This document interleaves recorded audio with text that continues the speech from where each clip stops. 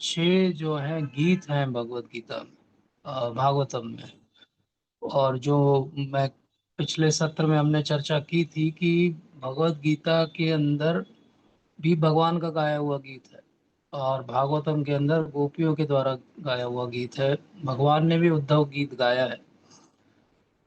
तो कोई भी गीत कब गाता है, जब वो बहुत इमोशनल होता है, जब उसका हृदय जो है वो संवेदनाओं से, भावनाओं से भरा हुआ रहता है, तब वो गीत गाता है। और हमने पिछले सत्र में ये भी समझा था कि अगर आपको ये गोपी गीत और बाकी गीत समझने हैं तो पहले भगवान का गाया हुआ भगवत गीत अर्थात भगवत गीता को समझना पड़ेगा। जब भगवत गीता समझेंगे और उसका सार समझेंगे, तब हम जो है इन गीतों को रैलिश कर पाएंगे। और हमने ये भी चर्चा की थी कि इसके अधिकारी समझने के और उसकी जो डेप्थ है वो हम नहीं हैं। लेकिन इसका अर्थ ये नहीं है कि हम प्रयास ही ना करें, या हम अपने गुरु वर्ग के द्वारा बताए गए जो उसकी शिक्षा है उस पर भी ध्यान न दें। तो एक बहुत फेनेटिक एटीट्यूड रहता है कि नहीं, हम तो गोपी गीत पे या गोपियों के द्वारा गाए गए बाकी गीतों पे चर्चा ही नहीं करेंगे क्योंकि हम उसके अधिकारी नहीं। अगर आप ध्यान से शिल प्रभुपाद को समझेंगे तो आपको ये पता लगेगा कि जब आप ये गीत पढ़ेंगे, सुनेंगे और परंपरा के अनुगत्य होके उसको प्रयास करेंगे धारण करने का, तभी आप अधिकारी भी बनेंगे। तो ये एक बायलेटरल प्रोसेस है, मतलब कि गीत को सुनना, लेकिन परंपरा के माध्यम से सुनना, तभी हम उसको ग्रहण भी कर पाएंगे। तो भगवान की ये जो लीला है, भगवान की कैशोर लीला है। तो अभी तक हमने जो चर्चा की है भगवान की वात्सल्य भाव की लीलाओं की चर्चा की, कि किस तरह वो जो बाकी प्रौढ़ गोपियां हैं और यशोदा मैया उसके साथ, उनके साथ में कैसे उनका व्यवहार है। जैसे कि हमने दामोदर लीला पे बहुत विस्तार से चर्चा की, हमने भगवान की साक्य लीला की भी चर्चा की। और साक्य लीला में कैसे वो जाते हैं गौचारण के लिए, वत्स चारण के लिए, किस तरीके से वो अपने ग्वाल सखाओं के साथ खेलते हैं, कैसे वो असुरों का वध करते हैं, कैसे उनको देखकर जो है वो ब्रह्मा जी मोहित हो जाते हैं। ये सब हमने चर्चा की। तो मुख्यतः अगर आप देखोगे तो भगवान की वात्सल्य लीला जो है वो गोकुल महावन की लीला है। भगवान की जो साक्य लीला है वो छठी करा, और बाकी स्थानों पर भगवान जब रहे ट्रांजिशन में, वहां की लीला है। भगवान की माधुर्य लीला है जब भगवान नंद गांव में रहते हैं। तो ये भगवान की माधुर्य लीला जो उन गोपियों के साथ हुई जिन्होंने कात्यायनी व्रत किया था, और जिनका वस्त्र हरण भगवान ने बाद में रेसिप्रोकेशन में किया था।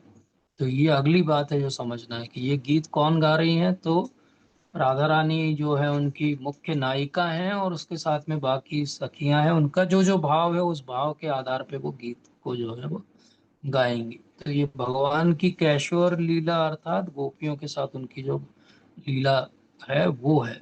तो इसमें अगर आप देखोगे ध्यान से तो भागवत के अंदर छह जो है वो ऐसे विशेष गीत आते हैं। सिक्स सॉन्ग्स आर देयर जो गोपियों ने अलग अलग स्थानों पे गाए। तो इनको ब्रज गोपियों के छह सॉन्ग के रूप में हम समझ सकते हैं। अब इनमें से हर जो श्लोक है उसके अंदर इतनी गहराई है, और हमारा सामर्थ्य भी नहीं है और हमारा अधिकार भी नहीं है। इसलिए हम एक सत्र में ये सारे छह गीतों के माध्यम से हम अपने जीवन में और प्रभुपाद और गुरु महाराज के अनुगत्य होके क्या समझ सकते हैं उसको समझने का प्रयास करेंगे।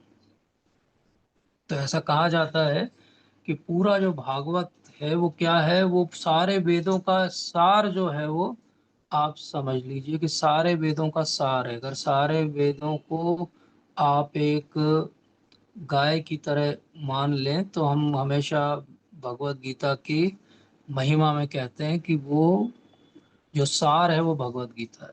अब ये सारे सार को अगर एक सा मान ले तो वो पूरे वेदों का सार जो है वो वेदांत है, और वेदांत का जो सार है वो भागवतम है। तो भागवतम को ऐसा समझ सकते हैं कि वो जो पूरा दूध है उसका जो क्रीम है वो भागवतम है। और उस क्रीम से अगर आप कोई बहुत सुंदर मिष्ठान को बना दो, और वो मिष्ठान को अगर आप ग्रहण करो, तो वो मिष्ठान जो है वो ये छह गीत हैं जो गोपियों के। क्योंकि भाव की जो पराकाष्ठा है, हम जो भाव को समझते हैं तो किस रूप में समझते हैं कि शांत रस है पहले, उसके बाद में जो है वो वात्सल का भाव है, साक्ष्य का भाव है, और जो पराकाष्ठा है वो माधुर्य का भाव है। जो माधुर्य के भाव की पराकाष्ठा है, वो ये छह गोपियों के द्वारा गाए हुए गीत।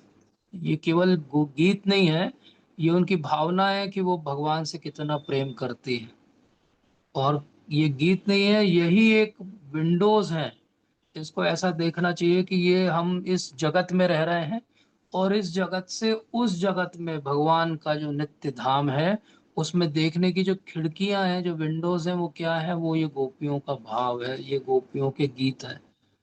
और आप देखोगे ध्यान से तो यही वो अलग अलग ग्लिम्सेस हैं जो वो दे रही हैं कि एक, चाहे वो भौम वृंदावन हो, चाहे वो गोलोक वृंदावन हो, वहां पे कैसे भगवान लीला करते हैं, कैसे वो गोचारण के लिए जाते हैं, कैसे वो अपने सखाओं के साथ में जो है वो प्रेम का व्यवहार करते हैं, कैसे वो गोपियों के साथ आंख मिचोली वाला उनका जो संबंध है उसको वो निभाते हैं। तो ये भाव क्या है? ये भाव वही है कि गोपियां एक स्थान पर बैठी हैं, लेकिन वो भगवान के द्वारा की गई सारी लीलाओं का दर्शन कर रही हैं।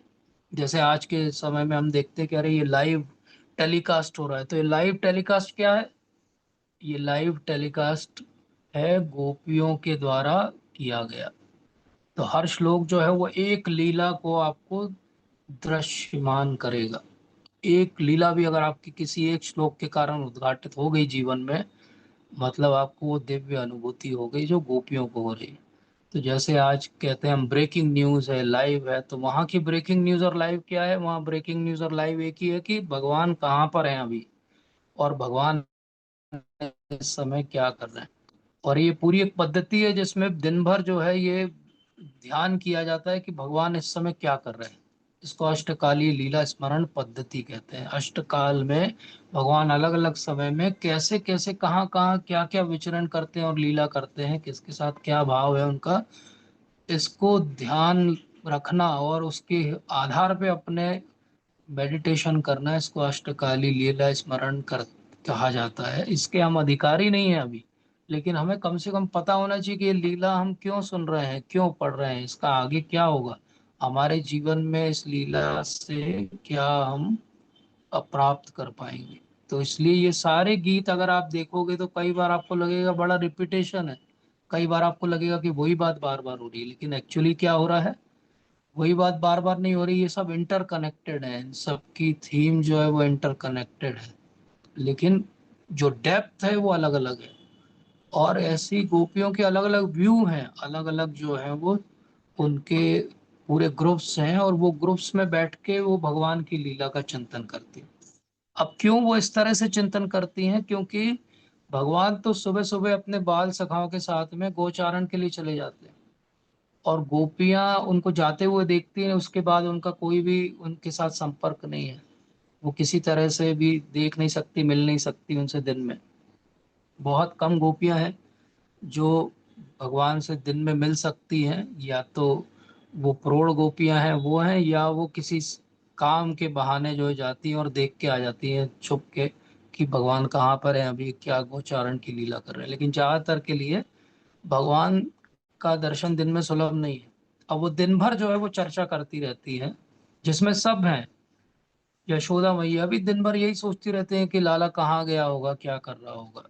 और बाकी गोपियां भी कई बार यशोदा मैया के साथ में बैठ के भी चर्चा करती रहती हैं कि लाला क्या कर रहा होगा, अभी कहाँ पे गया होगा। तो इसलिए ये जो भाव है उनका वो बहुत मुखर होके आ जाता है जब उनको ये विरह की भावना होती है कि भगवान को देखे हुए तो इतने घंटे हो गए, इतना समय हो गया, भगवान तो हमें कहीं दिखाई नहीं दे रहे। तो ये बहुत विशेष बात है कि भगवान के दर्शन नहीं हो रहे हैं उनको कुछ घंटे के लिए, तो उनको इतना विरह आता है कि वो गीत की रचना कर देती है। और हमको भगवान को देखे हुए कई जन्म हो गए, बट हम कोई गीत की रचना नहीं करते, हमारे हृदय से कोई उद्गार नहीं निकलता है, हमारे कोई भावना जो जागृत नहीं होती कि क्या हो गया, कैसे हो गया, क्यों दर्शन नहीं हो रहे हैं। तो इसलिए ये जो गोपियों के हृदय के उद्गार हैं वो कैसे बहुत डीप जो है इमोशनल चीज है। ये कोई साधारण बात नहीं है, ये कोई साधारण व्यक्ति के द्वारा ऐसे ही अलंकारिक जो है लिखी हुई बातें नहीं है। ये वो हैं जो ब्रज की गोपियों के अंतःकरण से जो है वो बाहर निकलती, उनकी जो सबसे डीपेस्ट इमोशन है वो ये 6 गीत है। इसलिए अब गोपियां कौन है, हमने पिछले सत्र में ही समझा था कि वो ऋषिचारी गोपियां हैं, मुनिचारी गोपियां हैं, देवियां हैं, वो सीता हैं जो स्वर्ण की बनाई थी रामचंद्र जी ने। इस तरीके से जो गोपियां, उनमें से कोई भी सिंपल कावर्ड वुमेन उस सेंस में नहीं है जैसे हमको लगता है कि अरे कोई अनपढ़ होगी, वो दिखती है ऐसा, उनका व्यवहार ऐसा है। लेकिन जब आप उनके गीत पढ़ोगे, जब उसमें अलंकार आप देखोगे, तो आपको समझ में आएगा कि ये तो बहुत हाईएस्ट क्वालिफाइड कोई होगा, जो बहुत संस्कृत का ज्ञान रखता होगा, वो ही ऐसा गीत लिख सकता है, या वो ऐसा गीत जो है वो गा सकता है। और वो भावना, उस भावना के बारे में चैतन्य महाप्रभु ने क्या बोला, तो आराध्यो भगवान ब्रजेश तनया तद्धाम वृंदावन। तो चैतन्य महाप्रभु ने बोला कि आराध्य हमारे कौन है, वो ब्रजेश तनय है जो वृंदावन में रहते हैं। और कैसे रहते हैं, बोले वो श्याम सुंदर त्रिभंग ललित भगवान जो है बहुत सुंदर है। और उनकी जो प्रेयसी हैं, उनको जो प्रेम करती हैं, वो है गोपियां। बोले उन गोपियों में भी जो पराकाष्ठा है वो श्रीमती राधा रानी है। तो हमको किसके अनुगत्य होके अपनी भक्ति करना है, ये समझना बहुत आवश्यक है। गॉड वैष्णविज्म मतलब किसके अनुगत्य हैं हम? क्योंकि आजकल बहुत खिचड़ी बन गई है, बहुत सारा कंफ्यूजन है, हम सब जगह सुनते रहते हैं बहुत कुछ। तो हमें ये समझ में नहीं आता कि हमारे संप्रदाय का भाव क्या है, उस भाव को तो पकड़ें पहले। कैसे हम नहीं तो उस भाव में प्रवेश करेंगे। तो वो भाव क्या है, बोले वो भाव है जो राधा रानी को असिस्ट करती हैं गोपियां। उन गोपियों को जो असिस्ट करती हैं उनको कहते हैं मंजरियां। हमारा भाव क्या है, जैसे श्रील रूप गोस्वामी, रूपानुगा बनना, रूप गोस्वामी के अनुगत्य होना। रूप गोस्वामी कौन है, रूप मंजरी है। तो रूप मंजरी ललिता सखी को अगर असिस्ट कर रही हैं, तो हम रूप मंजरी के जो है असिस्टेंट हैं। ये हमारा भाव है। तो अगर ये भाव है तो हमको ये गोपी गीत सीखने समझने पड़ेंगे कि नहीं पड़ेंगे। अगर हम ये गोपी गीत नहीं सीखेंगे समझेंगे, तो कैसे हम इस भाव को जो है वो धारण कर पाएंगे अपने जीवन में। इसलिए बहुत विशेष रूप से इस बात को समझना पड़ेगा, और इसको अच्छे से समझ के धारण करना पड़ेगा। इसलिए कई बार ये प्रश्न उठ सकता है कि अरे आप क्यों गोपी गीत या जो गोपियों के द्वारा गाए गए बाकी गीत हैं उनकी चर्चा करना चाहते हैं।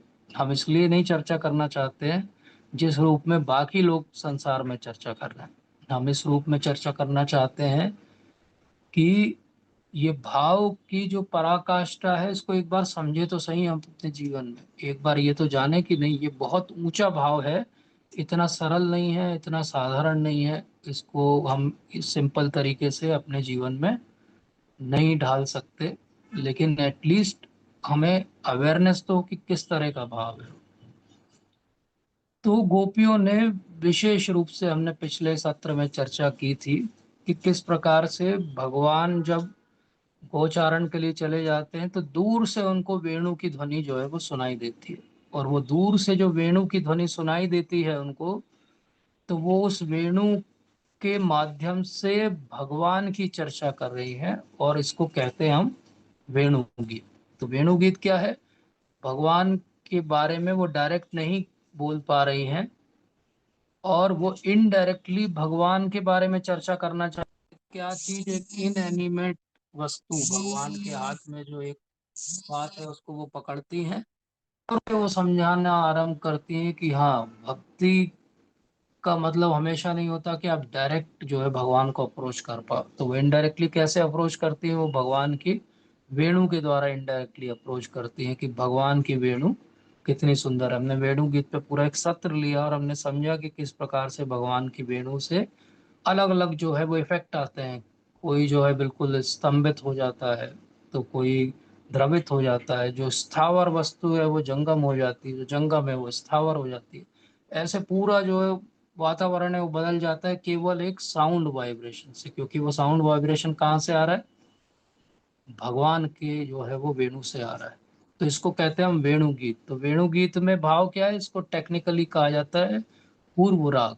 पूर्व राग का अर्थ होता है कि अभी भगवान से उनका जो घनिष्ठता है, संबंध है, वो इस स्तर पे नहीं है कि वो डायरेक्टली भगवान का नाम ले पाए। तो वो क्या करते हैं, वो वेणु के माध्यम से भगवान के साथ जो उनका संबंध है उसको वो स्थापित करना चाहती हैं या वो समझाना चाहती है। और वहां पे हमने बहुत सुंदर जो है वो एक श्लोक सुना था कि बर्हा पीडम नटवर वपु कर्णयो कर्णिकारम बिभ्रत वासम कनक कपिशम वैजयंतीम च मालाम रंध्रान वेणु अधर सुदया पूरियन गोप बिंदे वृंदारण्यम सपद रमणम प्राविशद गीत कीर्ति। तो भगवान बहुत सुंदर दिखाई दे रहे हैं, अपने सखाओं के साथ में वो अंदर प्रवेश कर रहे हैं वृंदावन के वनों में। और जब वृंदावन के वन में प्रवेश कर रहे हैं तो कैसे हैं, बहुत सुंदर मोर पंख उन्होंने धारण किया हुआ है और बहुत सुंदर वन की माला उन्होंने धारण की है। कान के ऊपर उन्होंने एक बहुत सुंदर कर्णिका का पुष्प जो है वो लगाया हुआ है। वो एक ही पुष्प है लेकिन वो इतने चंचल हैं भगवान की, जब जब वो अपना जो है वो सुंदर मुखमंडल टर्न करते हैं यहाँ से वहां, तो ऐसा लगता है कि अरे दोनों तरफ क्या पुष्प लगाए हुए हैं भगवान ने। और फिर वो क्या कर रहे हैं, वो केवल ऐसे बस अंदर एंटर नहीं कर रहे हैं, उनके होठों पे क्या है, वेणु है, और जिसमें वो अब सुर भर रहे हैं और उस सुर से हर कोई जो है वो अट्रैक्ट हो जाएगा। तो हमने देखा था कैसे वो छोटे छोटे पक्षी से लगा के तो हिरण भी और नदियां भी सब कोई अट्रैक्ट हो जाएंगे। तो ये भगवान का वेणु गीत था। वेणु गीत के बाद में जो गोपियों ने गीत गाया उसको कहते हैं प्रणय गीत। प्रणय गीत के अंदर क्या है, भगवान ने बाद में जब वेणु बजाई, ये उस दिन की बात नहीं जिस दिन वेणु गीत गाया गया, लेकिन बाद में भगवान ने रात्रि के समय शरद ऋतु में जो वेणु बजाई शरद पूर्णिमा में, तो वो वेणु की जो ध्वनि है वो हर उन गोपियों के कर्णों में पहुंची जिन्होंने भगवान से उस तरीके से जो है कनेक्शन और रेसिप्रोकेशन के लिए कात्यायनी का व्रत किया था। और वो सब गोपियां जो जो कार्य कर रही थी वो सब छोड़ के वो कहाँ पर पहुंच गई, जंगल में पहुंच गई और भगवान के सामने पहुंच गई। तो इसको कहते हैं प्रणय गीत। प्रणय गीत मतलब ये भगवान के साथ विशेष उनका व्यवहार हुआ जिसमें प्रणय रूप में उन्होंने याचना की कि हमने आपने हमें बुलाया तो हम देखिए रात्रि के समय घोर रात्रि में इस जंगल में भी आ गई जहाँ पे इतने सारे जो है वो हिंसक पशु भी घूम रहे हैं, लेकिन फिर भी हमें कोई डर नहीं लगा। और वहां पे उन्होंने क्या बोला कि बोले अब आप अपनी कृपा हमारे ऊपर करिए। हमने तो अपना कार्य कर दिया कि हमने सब कुछ छोड़ दिया, सारा लोक लाज सारा धर्म जितने जो नियम कायदे हैं वो सब संसार के छोड़ दिए, केवल किसके लिए, आपके लिए। और अब हम आपके सामने आके खड़ी हो गई। भगवान ने उनके साथ कैसे रेसिप्रोकेट किया, भगवान ने उनके साथ ऐसे रेसिप्रोकेट किया कि बोले अरे आप यहाँ कहाँ से आ गई, अभी अगर जंगल को देखने आई थी तो आपका जो है दर्शन हो गया है, अब आप सब वापस चले जाइए, क्योंकि एक अच्छी लज्जावान स्त्री के लिए ये शोभा नहीं देता कि वो रात्रि के समय किसी पर पुरुष के सामने ऐसे आ जाए निर्लज होके। तो भगवान क्या कर रहे थे, उनकी परीक्षा ले रहे थे। और गोपियां इस परीक्षा में खरी उतरी। उन्होंने कहा कि आप ही हमारे सर्वस्व हैं, क्योंकि आप भगवान हैं और इसलिए हमारा भाव केवल आपके लिए जागृत होता है। इसलिए अब हम आपसे प्रार्थना करते हैं कि किसी तरीके से आप हमें अपना लीजिए। तो जब इस तरीके से भगवान सुनते हैं उनकी जो है प्रणय का जो उनका प्रस्ताव है, तो भगवान जो है वो एग्री हो जाते हैं। और फिर उसके बाद क्या होता है, जैसे ही रासलीला आरंभ होती है, सबकी गोपियों के मन में योग माया के कारण ऐसा भाव आता है कि हम ही सबसे महान है, देखो भगवान केवल हमारे साथ जो है वो आदान प्रदान कर रहे हैं।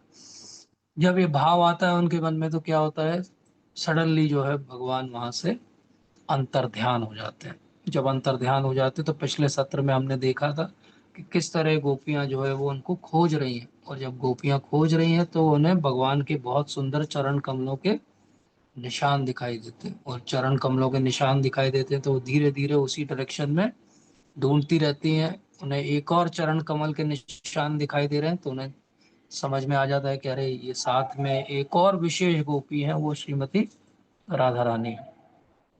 लेकिन थोड़े समय बाद केवल वो गोपी के निशान दिखाई देते हैं चरणों के, भगवान वहां से भी अंतर ध्यान हो गए।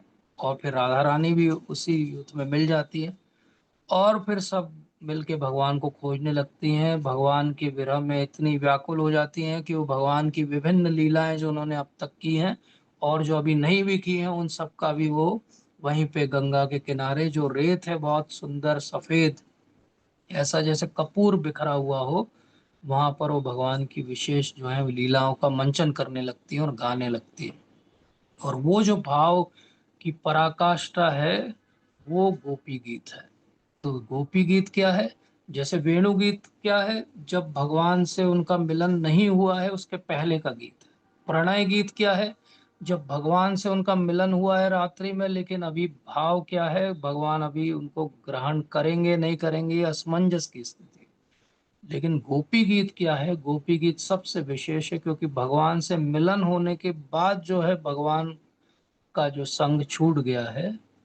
और गोपी गीत हम सब के लिए बहुत विशेष है, क्योंकि एक्चुअली हम सब भी भगवान के संग में थे और अब भगवान के साथ में नहीं है।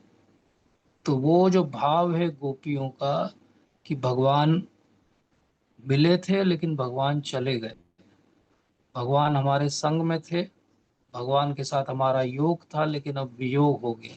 ये जो योग का वियोग हो गया, यही गोपी गीत है। इसलिए गोपी गीत में उनकी भावनाओं की बिल्कुल पराकाष्ठा है। इसको टेक्निकली कहा जाता है विप्रलंब का भाव। तो गोपी गीत क्या है? विप्रलंब का भाव है कि कैसे भगवान थे लेकिन चले गए। ये जो विप्रलंब का भाव है, यही गौड़ वैष्णविज्म। जब श्रील प्रभुपाद से पूछा गया कि हमको जब नाम जप करते हैं तो किस भाव से नाम जप करना चाहिए, तो श्रील प्रभुपाद ने कहा, you should cry like a baby for a mother. आपको ऐसे रुदन करना चाहिए जैसे कोई बच्चा अपनी माँ के लिए रोता है। वो तभी चुप होता है जब उसको माँ मिल जाती है। और परम पूज्य जो है गौर गोविंद स्वामी महाराज से पूछा गया तो उन्होंने कहा कि मैंने तो क्राइंग स्कूल खोला है, बोले मेरा तो पूरा ट्रेनिंग यही है कि how to cry for God. और गोपी गीत क्या है? वो ही द्रवित करने वाला भाव है।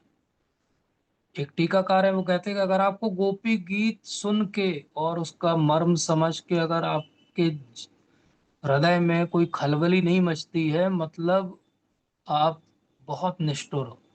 इसका अर्थ ये हो गया कि अरे, जब गोपियों के गाए हुए गीत से आपके जीवन में खलबली नहीं मचती है, तो बोले अब काहे से मचेगी? पत्थर के हृदय है आपके। अगर गोपी गीत को सुनना है तो कैसे सुनना चाहिए? तो गोपी गीत को कैसे सुनना चाहिए? जो गोपी गीत का सबसे विशेष जो स्टैंजा है हमारे लिए, वो कौन सा है?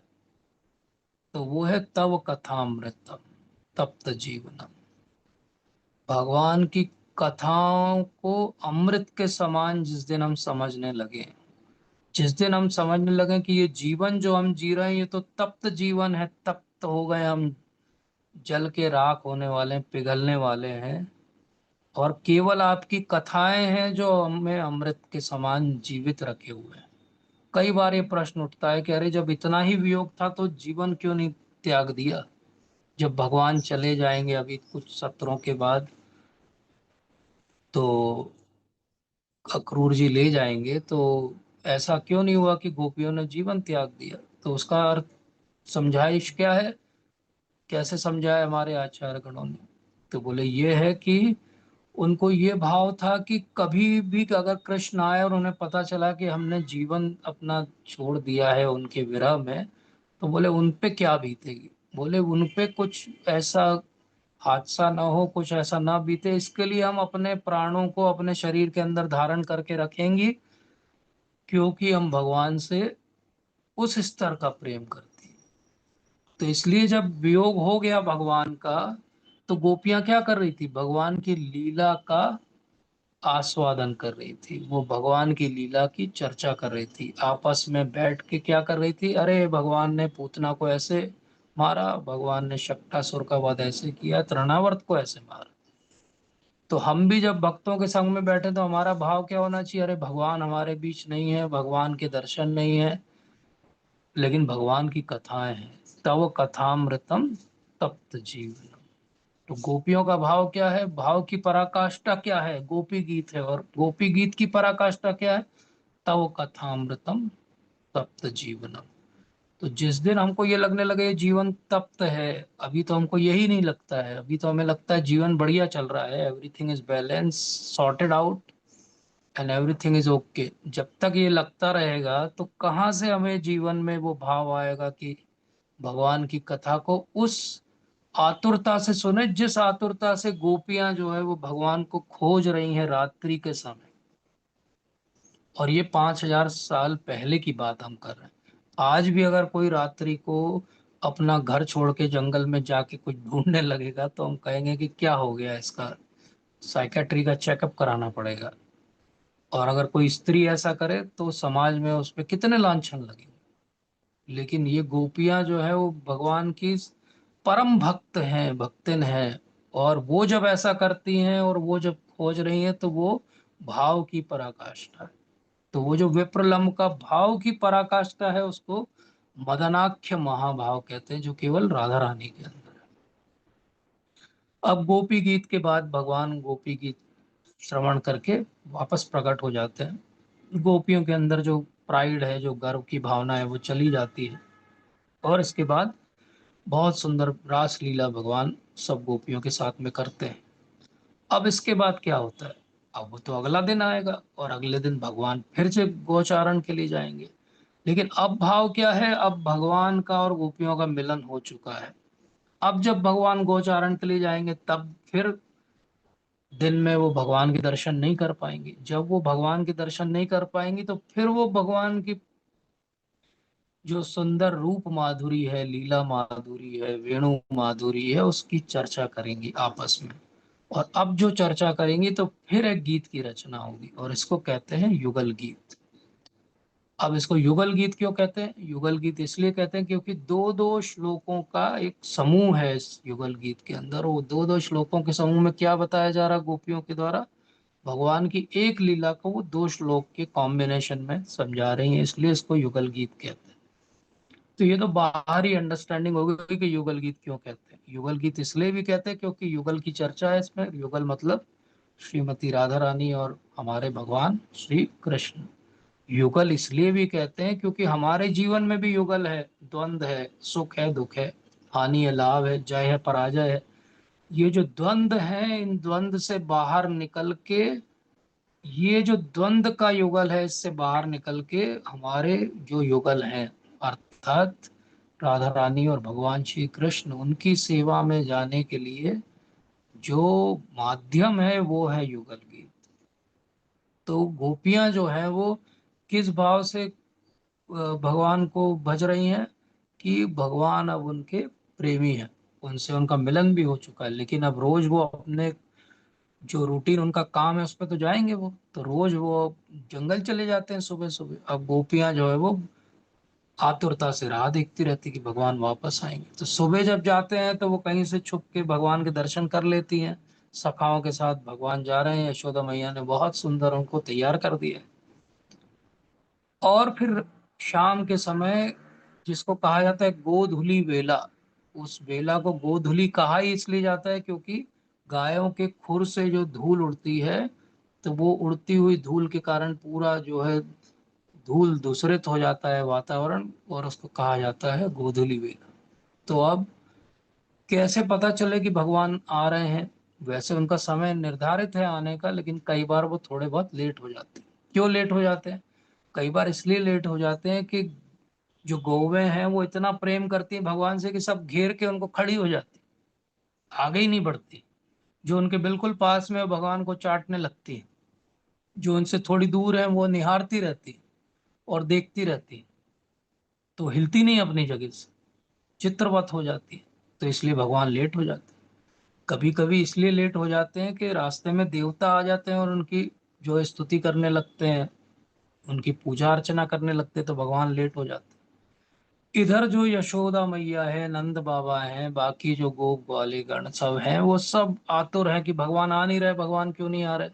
तो क्या करते हैं, वो पहले रास्ते में ऐसे देखते हैं भगवान आ रहे हैं क्या, दूर से उनको कुछ दिखाई नहीं देता तो वो छत पे चढ़ जाते हैं और छत पे चढ़ के देखते हैं। यशोदा मैया क्या करती है, उन गोपियों में जो सबसे लंबी गोपी रहती है उनको कहती तुम जाओ छत पे, तुम लंबी हो तो तुमको दूर तक का दिखाई देगा। और वो छत पे चढ़ती है, लंबी जो गोपी रहती है, और वो ऐसे देखती है तो दूर से धूल उड़ती हुई दिखाई देती है। धूल उड़ रही है मतलब गौवें जो है वो आ रही हैं। अब गौवें आ रही मतलब आगे आगे गौवें आएंगी तो पीछे पीछे भगवान भी आ ही रहे होंगे उनको लेते हुए। तो इसलिए वो सब प्रसन्न हो जाते हैं। सब फिर दौड़ के नीचे आ जाते हैं और पूरी आतुरता से प्रतीक्षा करने लगते हैं कि भगवान कब आएंगे। तो भगवान जब आते हैं तो गोपियों को ऐसे लोक लाज के कारण एकदम सामने तो दर्शन नहीं होते भगवान के, लेकिन वो छुप के कहीं ओट में, कहीं छत से, कहीं ना कहीं से वो देखती रहती कि भगवान आ गए। इतना सुंदर उनका स्वरूप है। उनका मुखमंडल जो सुबह सुबह यशोदा मैया ने बढ़िया नहला धुला के उनको भेजा था, पूरा धूल में जो है वो हो गए हैं भगवान। लेकिन वो धूल और पसीने की बूंदों का जो कॉम्बिनेशन है, उससे भगवान इतने सुंदर दिखते हैं कि वो उसका वर्णन करेंगी, वो बताएंगी कि कैसा सुंदर भगवान का स्वरूप है। तो ये दो दो श्लोक में युगल गीत के अंदर भगवान की बहुत सुंदर लीला का वर्णन है। इसका अर्थ क्या हुआ, भगवान उनके सम्मुख हैं या नहीं है, लेकिन भगवान की लीला का चिंतन उनके साथ हमेशा है। और यही हमारे लिए भी सीख है कि भगवान हमेशा हमारे सामने दिखेंगे क्या, हमेशा अनुभव में रहेंगे क्या, लेकिन भगवान ने इतनी सुंदर लीलाएं की हैं जिन पे हम हमेशा चिंतन कर सकते हैं। कभी भी किसी दिन हम एक लीला को पकड़ सकते हैं अपने जीवन में कि आज मैं ये चिंतन करूंगा कि भगवान जो है वो अपने गोप सखाओं के साथ क्या क्या जो है वो अलग अलग क्रीड़ा करते हैं। अब इस पे मैं आज चिंतन करूंगा भगवान ने क्या क्या किया किस किस के साथ। अब इस चिंतन का अर्थ ये नहीं कि मैं मनोधर्म करूंगा, मैंने जो कहीं पढ़ा है जो ऑथेंटिक है उस पे मैं चिंतन करूंगा। भगवान कितने सुंदर दिखते होंगे, कैसे वो लीला करते होंगे। अगर वो फुटबॉल भी खेलते होंगे तो कैसे खेलते होंगे। अगर वो दौड़ते होंगे एक दूसरे को पकड़ने के लिए भागते होंगे तो कैसे करते होंगे। तो ये जो भाव है, ये भाव हमको जागृत करना है। तो सबसे पहले गोपियों का ध्यान कहाँ जाता है भगवान पे, वो भगवान के वेणु पे ही जाता है उनका ध्यान। तो युगल गीत के अंदर भी उनका भगवान की वेणु पे ही जाता है। अब उनका अलग अलग भाव है। वेणु ही वो है जिससे ध्वनि को सुन के वो भगवान की जो संग है उसको पा सकते हैं। लेकिन फिर उनके मन में एक ट्रांसेंडेंटल जेलसी भी होती है। और वो क्या है, बोले ये भगवान के अधर जो है बिंब फ्रूट की तरह बहुत सुंदर, बोले इस पे हमेशा विराजमान ये वेणु रहता है। बोले वेणु तो बोले पुल्लिंग है, स्त्रीलिंग भी नहीं है। बोले भगवान हमेशा अपने होठ पे ये पुल्लिंग वेणु को क्यों विराजमान करके रखते हैं। और बोले पूरे समय इसमें भगवान प्राणों का संचार करते रहते हैं। और बोले ऐसा प्राणों का संचार करते हैं, बोले हमारे प्राण जो है निकल जाते हैं ये वेणु की आवाज सुन के। तो गोपियों का एक ग्रुप है वो डिसाइड करता है कि बोले ये वेणु को क्रश करके हम डिस्ट्रॉय कर देते हैं। बोले वेणु ही है जिसके कारण हम हमेशा जो है भगवान के प्रति ऐसे अट्रैक्ट हो जाते हैं कि सब काम छूट जाते हैं, लोग जो है वो हमको लांछन लगाते हैं। तो ये भी एक भाव है। तो हमें क्या करना पड़ता है अपने जीवन काल में, हमें अपने जीवन काल में बहुत प्रयास करके कभी हमें भगवान का नाम जो है वो याद आता है। मतलब हमारे सारे भौतिक कर्मों के बीच हम कोशिश करते हैं कि भगवान को हम किसी तरह से याद करेंगे। और गोपियों की मनोस्थिति क्या है, गोपियों को अपना रोज का कार्य करने के लिए भगवान को भूलना पड़ता है। बोले इतना ज्यादा सिर में बैठा हुआ है ये कन्हैया कि हम रोज कुछ काम करने जाते हैं उसकी याद में हम खो जाते हैं और हम अपना कार्य नहीं कर पाते। तो ये अंतर है। कोई अगर आज के जमाने में बहुत फैशन है ये कहना कि हमें गोपी भाव आ गया है, या हम जो है मेल होके भी लोग फीमेल की ड्रेस पहन के घूम रहे हैं और कह रहे हैं कि हम गोपी बन गए हैं। तो उनसे ये पूछना चाहिए कि सर, मैडम, अब आपको क्या कहें, सर बोलें कि मैडम, लेकिन आप ये बताइए कि कितनी देर आपको जीवन में भगवान की याद रहती है और कितनी देर आपको बाकी अपनी प्रतिष्ठा, मान, सम्मान की याद रहती है। कितने समय जो आपको भूख लगती है, कितने समय आपको प्यास लगती है। गोपियां वो है जो उनको भूख भी नहीं लगती, प्यास भी नहीं लगती। गोपियां वो है जो अपने सारे धर्मों को त्याग के भगवान के पास आती हैं। जब भगवान की वेणु सुनाई देती है, जब गोपियां जाती हैं, तो वो भगवान ने जो कहा था भगवत गीता में पहले कल्प में, और अब जब कहेंगे आगे जाके, सर्वधर्मान परित्यज्य माम एकाम शरणम व्रज, तो वो इनके लिए कहा था कि सारे धर्मों को त्याग एक्चुअली संसार में अगर किसी ने किया है तो वो गोपियों ने किया है, और किसी ने नहीं किया, कोई कर भी नहीं सकता है। उतनी बोल्डनेस किसी के अंदर नहीं है। सर्वधर्मान परित्यज्य जो श्लोक है, वो किसी पे अगर चरितार्थ होता है तो वो गोपियों पे होता है, क्योंकि गोपियां हैं जिन्होंने सब कुछ जो है त्याग के क्या किया, सर्व धर्म को त्याग के, अपना स्त्री धर्म, अपना लज्जा का धर्म, अपना समाज का धर्म, वो भी 5,000 साल पुराना एक रूरल जो है वो समाज है, वहां पे क्या भाव रहा होगा और स्त्रियों के लिए कितने बंधन होंगे, उन सबको त्याग के इतनी बोल्डनेस जो आज के जमाने में सो कॉल्ड मॉडर्न फेमिनिस्ट भी नहीं कर सकती, वो गोपियों ने दर्शाया। ये प्रेम की पराकाष्ठा है, सर्वधर्मान परित्यज्य। इसीलिए हमको ये समझना चाहिए कि जब भगवान ने कहा था परित्राणाय साधु नाम, तो वो भी केवल गोपियों के लिए कहा था, क्योंकि सर्वधर्मान परित्यज्य जो करेगा वो साधु है, और ऐसा तो बोले केवल गोपियों ने किया। तो जब सर्वधर्मान परित्यज्य गोपियों ने किया, तो परित्राणाय साधु नाम भी गोपियों के लिए ही है। तो हम कभी उनकी नकल नहीं कर सकते, ये सबसे पहले समझने की बात है, गोपियों की नकल कोई भी नहीं कर सकता। इसलिए हमारे लिए सेफ्टी क्या है, हमारे लिए सेफ्टी हाँ। ये कि हम ये समझें कि किस तरीके से हम उनके भाव का एक अंश भी अगर अपने जीवन में, इस जीवन में, आगे के किसी जीवन में पकड़ पाए, तो हम जो है वो सार्थकता को प्राप्त कर पाएंगे। इसलिए विश्वनाथ चक्रवर्ती ठाकुर पाद बहुत विशेष बात समझाते हैं, ध्यान से समझिए इसको। वो कहते हैं कि चाहे वो गोपी गीत हो, वो तो थोड़ा एक्सप्लिसिट है फिर भी, लेकिन वेणु गीत हो, युगल गीत हो, इसमें आप देखोगे कि वो कृष्ण के साथ बलराम की भी चर्चा करती है हमेशा। उनका भाव जो एकात्म है वो केवल कृष्ण के लिए, लेकिन लोक लाज के कारण वो बलराम जी का नाम भी लेती हैं, ताकि कोई सुन ले तो उसे ये न लगे कि केवल कृष्ण नहीं, वो तो सबके लिए कॉमन चर्चा कर रहे हैं। तो ये उनका भाव है केवल कृष्ण के लिए, लेकिन वो आप श्लोक पढ़ेंगे तो उसमें आपको दिखेगा कि नहीं, ये तो साथ में बलराम जी की भी चर्चा कर रही है।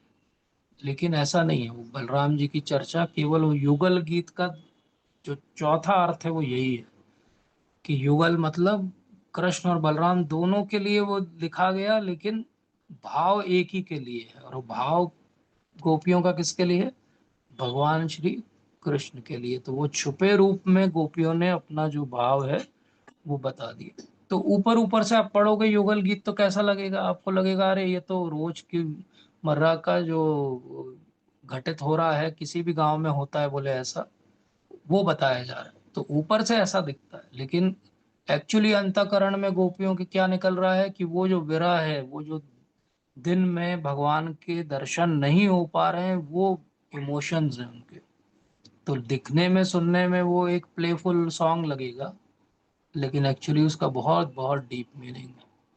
तो इसलिए वो कहते हैं कि भगवान अब जब गौचारण के लिए वन में प्रवेश करते तो क्या होते हैं, क्या होता है, तो बोले सारी गौएं जो है वो बहुत प्रसन्न है, उनके साथ में जा रही हैं, भगवान बांसुरी की धुन पे बहुत सुंदर जो है वो धुन बजा रहे हैं, सबको बहुत अच्छा लग रहा है, सारे ग्वाल बाल जो है उनके यश का गान करते हुए साथ साथ में चल रहे हैं, वो बहुत सुंदर है भगवान।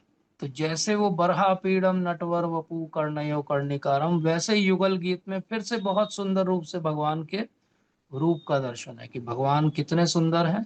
तो भगवान का मुखमंडल बिल्कुल घनश्याम है, घनश्याम अर्थात एक बादल के समान है। बोले इसीलिए जब भगवान आगे चल रहे हैं तो ऊपर जो बादल हैं वो बहुत प्रसन्न हो जाते हैं। वो कहते हैं कि ये देखो, ये तो हमारा ही रूप रंग ऐसे चलता हुआ बादल धरती के ऊपर, ऐसा वो भाव करते हैं। इसलिए अगर कभी कभी बहुत थोड़ी धूप रहती है तो क्या होता है, वो बादल जो है वो भगवान के साथ साथ चलने लगते हैं ताकि उनको शेड प्रदान कर सके। और कभी कभी थोड़ी गर्मी रहती तो हल्की हल्की बूंदाबांदी करने लगते हैं बादल। ऐसा लगता है जैसे वो फूलों की वर्षा कर रहे हैं। तो साथ साथ में बादल चल रहे हैं, नीचे नीचे उनके गोप सखा सब चल रहे हैं उनका यश कीर्ति का गान करते हुए। और वेश बदल के बहुत सारे देवता भी जो है वो भगवान की वहां पे स्तुति करने के लिए आए हैं। भगवान ने अपनी वेणु को फिर से अधर से लगाए हुए और बहुत सुंदर जो है वो वेणु वादन करते हुए भगवान आगे बढ़ रहे हैं। और भगवान ने बहुत सुंदर जो है वस्त्र धारण किए हुए हैं, पीताम्बर धारण किया हुआ है। और बहुत कलरफुल है भगवान, अट्रैक्टिव है। उन्होंने बहुत सुंदर एक मोर पंख लगाया हुआ है, बहुत सुंदर जो है वो पगड़ी पहनी हुई है। और बहुत सारी हार मालाएं पहनी हुई हैं भगवान ने। अपने जो है मकराकृत कुंडल पहने हुए हैं भगवान ने। वो बहुत सुंदर उनका स्वरूप है। जब वो आगे बढ़ रहे हैं तो जो यमुना जी हैं वो कई धाराओं में वहां पे बहती। और जब वो कई धाराओं में बहती हुई यमुना जी के निकट पहुंचते हैं, भगवान का वेणु वादन सुन के और भगवान के इस रूप का दर्शन करके, जो लहरें हैं, जो तरंगे हैं यमुना जी की, वो एकदम से भाव में आ जाती है। ऐसा लगता है जैसे वो हाथ फैला के भगवान को जो है पकड़ना चाहती हूँ, लेकिन वो धाराएं, उनकी अपनी एक लिमिटेशन है कि वो भगवान को छू नहीं सकती, क्योंकि भगवान धरती पर खड़े हुए हैं। ये भाव गोपियां क्या कह रही हैं, बोले वो धाराएं जो हैं, वो तरंगे जो भगवान को नहीं छू पा रही, बोले वो हम हैं। बोले दिन में भगवान को हम छू नहीं सकती हैं, देख नहीं सकती हैं। वही स्थिति बोले यमुना जी की धाराओं की है कि वो भी नहीं छू पा रही हैं, वो भी नहीं देख पा रही हैं, क्योंकि वो एक लिमिट तक ही आगे बढ़ सकती हैं, उफान पे आ सकती हैं। लेकिन क्या कर रही है, क्योंकि उनके हाथ ऐसे फैले हुए हैं, तो यमुना जी में बहुत सारे कमल हैं, सुंदर सुंदर अलग अलग कलर के। तो उसमें पिंक भी कमल है, उसमें नील कमल भी है। तो वो सारे कमल क्या कर रही हो, जहां जहां भगवान जा रहे हैं वहां वहां किनारे पे वो कमल जो है, ऐसा लग रहा है जैसे यमुना जी अपने दोनों और असंख्य हाथों से भगवान को वो कमल के फूल जो है वो अर्पित कर रही है। भगवान वेणु बजाते हुए आगे जा रहे हैं। जब वो आगे जाते हैं तो बहुत सारे पक्षी हैं और बहुत सुंदर सुंदर वो कलरव करते हैं। लेकिन जैसे ही भगवान के वेणु वादन को सुनते हैं तो एकदम स्तब्ध हो जाते हैं, चुप हो जाते हैं। और ऐसे देखने लगते हैं जैसे लगता है कि कोई ऋषि मुनि जो है वो साधना में बैठा हुआ है, शांति से वो सब केवल एक टक भगवान के दर्शन कर रहे हैं। जो हिरण है, हिरनियां हैं, वो भी आसपास भगवान को घेर लेती है।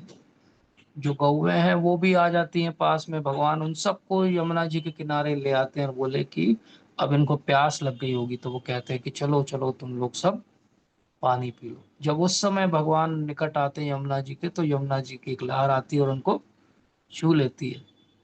और भगवान भी उसके साथ रेसिप्रोकेट करते हैं। जब भगवान इस तरीके से आगे बढ़ रहे हैं तो बहुत सारे, बहुत सुंदर सुंदर जो है वो पेड़ हैं, जिनमें बहुत सारे सुंदर फल लगे हुए हैं। और वो सब झुक के ऐसा लग रहा है जैसे दंडवत कर रहे हैं भगवान को। भगवान आगे बढ़ते हुए पेड़ झुक जाते हैं, पूरे फलों से लदे हुए हैं। उनके सारी शाखाओं से जो मधु है वो टपक रहा है। वो चाहते हैं कि भगवान इनमें से किसी एक बूंद का भी कभी अपने जीवन में आस्वादन कर लें तो वो धन्य हो जाए। और उन पेड़ों के आसपास तनों पे सारी जो है बेलें लगी हुई हैं, और वो बेल जो है वो भी झुक रही हैं। उनमें भी बहुत सुंदर सुंदर फूल लगे हैं, अलग अलग कलर के। गोपियों का भाव क्या है, बोले देखो ये पेड़ है, ये बेल है, जैसे कोई हस्बैंड वाइफ हो। बोले दोनों तो भगवान के दर्शन कर रहे हैं, भगवान को छू पा रहे हैं। बोले हिरण है, हिरनियां हैं, ये सब भी तो भगवान को देख पा रही हैं। बोले उनके हस्बैंड भी देख रहे हैं और वो भी देख रहे हैं। बोले हमारे साथ कैसी विडंबना भगवान ने की है ये, कि हमारे पतिदेव कभी नहीं चाहते कि हम कृष्ण का संग करें। ऐसा क्यों हो गया। ये जो विप्रलंब के भाव की पराकाष्ठा है, और वो भगवान का सुंदर जो स्वरूप है जिसके वो दर्शन कर पा रही हैं गोपियां अपने ट्रांस में। वो कहाँ पे हैं, वो तो घर पे बैठी हैं। और वो चर्चा किसकी कर रही हैं, भगवान की कर रही हैं। तो ये जो भाव है कि भगवान हमारे सम्मुख नहीं है, लेकिन भगवान को हम देख पा रहे हैं। वो कितनी माइन्यूटली देख पा रही हैं एक एक बात को, कि वो ये भी जानती है कि भगवान ने एक वैजंती की माला धारण की है, जिसमें 5 विभिन्न प्रकार के पुष्प जो है भगवान ने धारण किए हुए हैं। और वो सुंदर पुष्प की माला कितनी बड़ी है, बोले उनके घुटने तक आती है। उसके अलावा भगवान ने बहुत सारी मोतियों की माला भी धारण की हुई है। भगवान का मुखमंडल, उनका जो स्मित हास्य है वो बिल्कुल उनको कैप्टिवेट कर देता है, गोपियों को। उनको लगता है कि कैसे तो भी हम भगवान के पास पहुंच जाएं। उनमें से कुछ गोपियां हैं जो बहुत बोल्ड हैं, तो वो छुप के कहीं पहुंच भी जाती है और जंगल में छुप के झाड़ियों के पीछे से देखती रहती है कि भगवान क्या कर रहे हैं। तो भगवान हर दिन अलग अलग प्रकार का श्रृंगार करते हैं, और गोपियां जो है वहां बैठी हैं, लेकिन उनको पता है कि आज भगवान ने कैसा श्रृंगार किया है। तो उनका अलग अलग प्रकार का अंग राग है। अगर आप भक्ति रसामृत सिंधु पढ़ेंगे तो आपको पता चलेगा कि 7 विभिन्न प्रकार का अंग राग भगवान करते हैं। और बाल भी वो 3 विभिन्न प्रकार से बनाते हैं। किसी दिन वो जूड़ा बनाते हैं, किसी दिन वो जटाओं जैसे ऐसे गोल गोल कर लेते हैं, तो किसी दिन वो अपने बालों को ऐसा खुला छोड़ देते हैं। और वो वहाँ वन में जो अलग अलग पिगमेंट्स हैं, कलर्स हैं, उनसे वो अपने आप को सजा लेते हैं। बहुत विभिन्न प्रकार की चित्रकारी उनके शरीर पे, उनके गोप सखागण जो है वो कर देते हैं। भगवान का जो हार पहनने का स्टाइल है वो भी अलग अलग है। किसी दिन वो ऐसे सिंपल गले में हार डालते हैं, किसी दिन वो जनेऊ की तरह हार जो है एक साइड में डाल लेते हैं। कभी कभी वो हार को अपने बालों के साथ में बांध लेते हैं।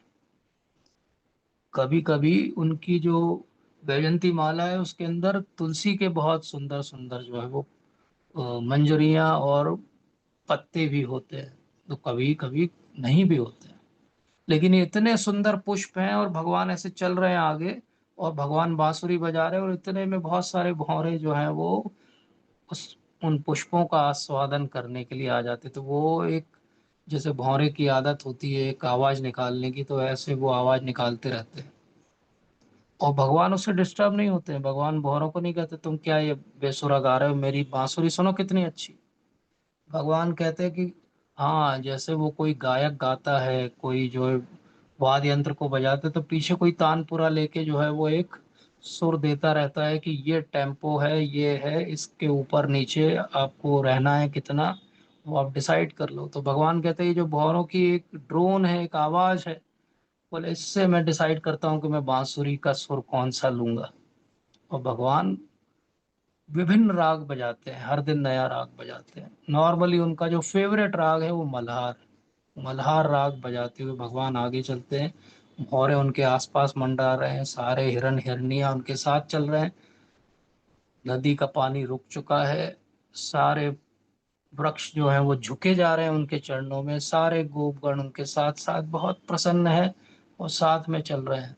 अब आप एक क्षण रुकिए और सोचिए, wouldn't you want to be part of this party? क्या आपको नहीं लगता कि आपको वहां रहना चाहिए था उनके साथ में, और हम यहाँ पे क्यों हैं? अब जिस दिन आपको ये लगने लगे कि ये भाव जो है विरह का, जो गोपियों को लगता है कि हमें वहां रहना चाहिए था, जिस दिन आपको लगने लगे मुझे वहां रहना चाहिए था, मैं यहाँ क्या कर रहा हूँ, that is the starting of understanding who gopis are. वो शुरुआत है समझने की कि गोपियों का भाव क्या है। और वो केवल इमोशनल स्तर पे नहीं समझना है, उसको बहुत डीप कहीं रियलाइज करना पड़ेगा कि नहीं, भगवान जो इतने सुंदर हैं, और भगवान के सखा बनने में कितना सुंदर भाव है। इतने सुंदर कृष्ण है, इतने सुंदर हैं भगवान की उनके जो तिलक हैं वो भी अलग अलग प्रकार के वो तिलक लगाते हैं, और वो अलग अलग कलर के तिलक लगाते हैं। वो तिलक को देख के जो है वो लोग एकदम मेस्मराइज्ड हो जाते हैं। भगवान के दर्शन करते हैं तो उनका ध्यान तिलक से हटता नहीं है। और फिर भगवान ने बहुत सुंदर जो है वो तांबुल का सेवन किया हुआ है, तो उनके पूरे होठ जो है वो लाल हो गए, उनके दांत दंत पंक्तियां जो है उसके बीच में भी लाल लाल हो गया पूरा। वो सुंदर उनके मोती जैसे दांत है और उसके बीच में लाल लाल दिख रहा है। तो ये सुन के किसी के मन में आए कि मैं भी आज से पान खाऊंगा, तो ये अलाउड नहीं है।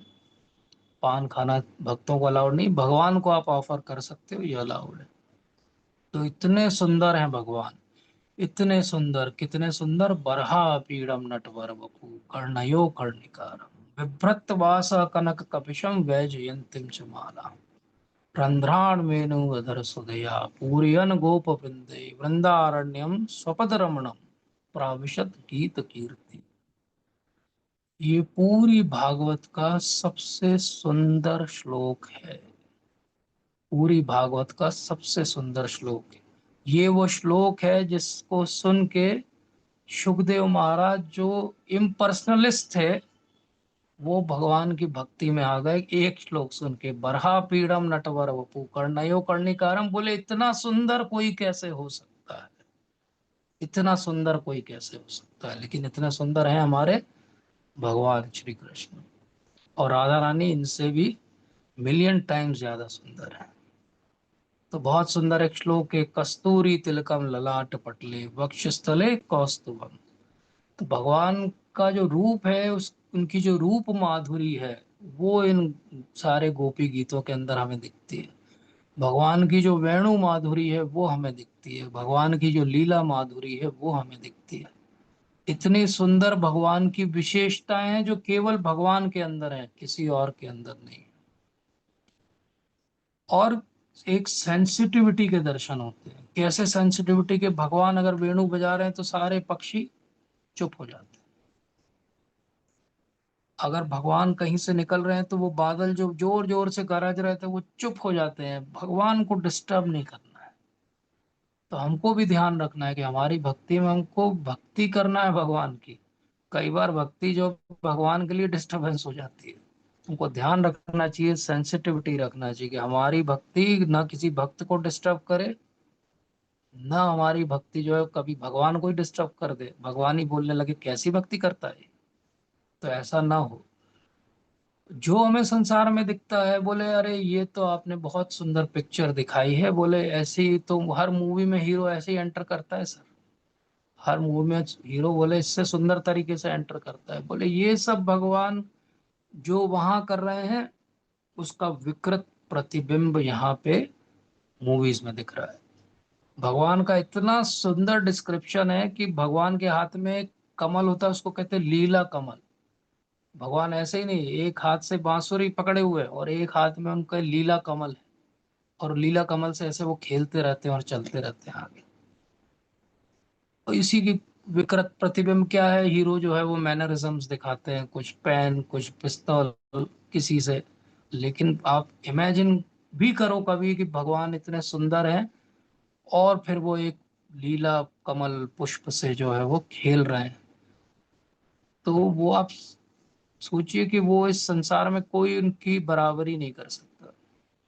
तो यही कारण है कि भगवान का जो इतना सुंदर रूप है, दिव्य अलौकिक स्वरूप है, उसको देख के राधा रानी महाभाव में चली जाती है। राधा रानी जो है वो भगवान के अलावा किसी का दर्शन नहीं करना चाहती। और किस हद तक वो दर्शन नहीं करना चाहती कि वो किसी को कुछ समझती ही नहीं है।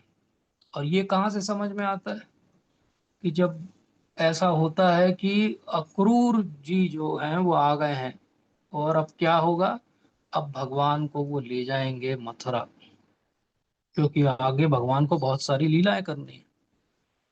तो गोपियां जो है अब सर्वधर्मान परित्यज्य की पराकाष्ठा पे चली जाती हैं, और वो सारे धर्मों को त्याग के निर्लज होके जो है वो, जो प्रौढ़ गोपगण हैं और जो प्रौढ़ गोपियां हैं, उनके सामने जाके खड़ी हो जाती हैं और कहती है कि हम कृष्ण को नहीं जाने देंगे।